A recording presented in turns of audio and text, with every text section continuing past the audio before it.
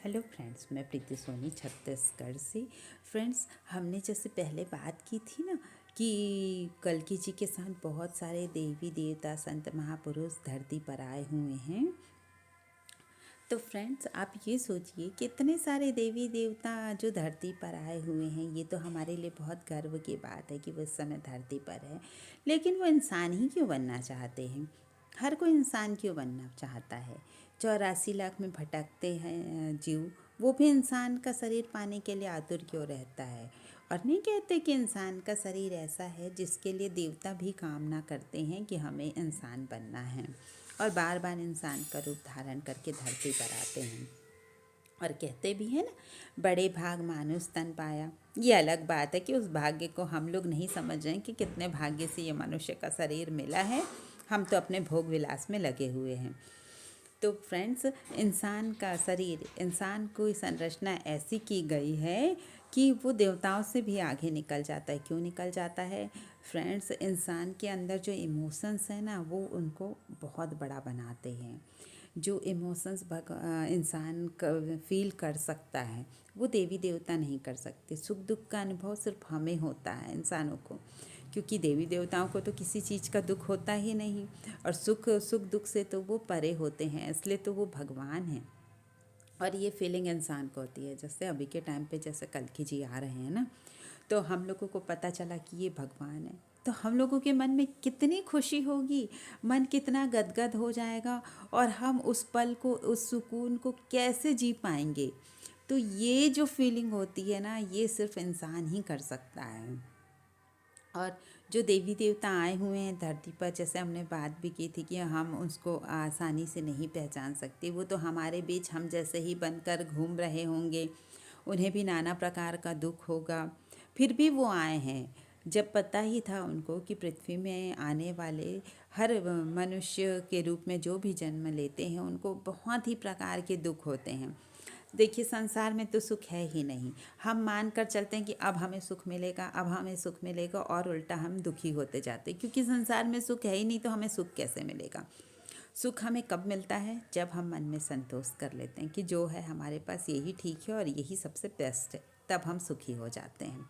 वरना फिर तो हम पूरी लाइफ अपने आप को दुखी करने से नहीं रोक पाते, और सबसे बड़े दुख का कारण तो हम खुद ही होते हैं। अपने दुख के लिए हम खुद ही जिम्मेदार हैं। अब देवी देवता आए हैं और वो भी मनुष्य रूप में हैं। उनको भी भगवान की इतनी प्रतीक्षा है कि भगवान कब दर्शन देंगे। उनके दिव्य दुर्लभ दर्शन को हम आए हुए हैं। 84 लाख योनियों में भटकने के बाद भी मनुष्य इंसान शरीर को ही चाहता है। हर जीव इंसान ही बनना चाहता है। मनुष्य तो चाहेगा ही कि उसे अगला जन्म भी इंसान का मिले। लेकिन हम लोग ना अपने ही शरीर की वैल्यू नहीं करते हैं कि मनुष्य बन गए तो चलो भोग विलास में लिप्त हो जाते हैं। फिर कब मनुष्य का शरीर मिलेगा कि नहीं, हम इतना भोग विलास कर पाएंगे कि नहीं, हम अपनी वैल्यू नहीं समझते हैं। तो ये संरचना भगवान ने ऐसी सुंदर बनाई है मनुष्य की, कि इन्हीं के अंदर जो 7 चक्र बनाए हैं, सबसे ऊपर सहस्त्रार्ध चक्र है। तो उस सहस्त्रार्ध चक्र को में ही सारी दुनिया, सारे लोक दिख जाते हैं। जैसे चक्रों की बात यहाँ पे थोड़ी सी कर ली जाए। मूलाधार चक्र है जो धरती का प्रतीक है, जो सबसे पहला चक्र है। उसके बाद आता है स्वादिष्ठान। स्वादिष्ठान चक्र को जल तत्व माना जाता है। उसके बाद आता है नाभि चक्र, मणिपुर चक्र भी कहते हैं, वो अग्नि तत्व है। फिर ऊपर आते हैं तो हार्ट चक्र हो जाता है।